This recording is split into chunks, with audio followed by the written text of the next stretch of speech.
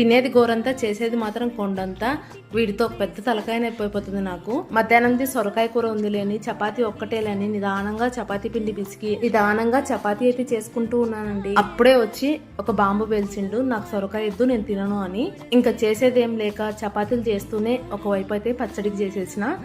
ఇలా పచ్చడి చేశానంటే చపాతీలు ఒకటి కదండి 4 తింటాడు అనమాట. అన్నం, చపాతీ, దోశ దేంట్లోకైనా చాలా బాగుంటుంది, ట్రై చేయండి.